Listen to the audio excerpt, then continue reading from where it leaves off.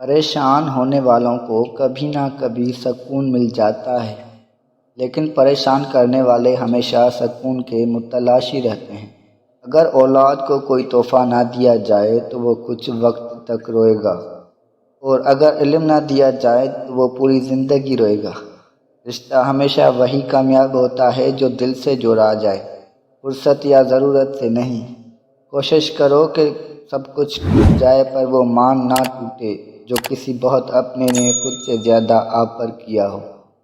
خوبصورت عمل انسان کی شخصیت بدل دیتا ہے، اور خوبصورت اخلاق انسان کی زندگی۔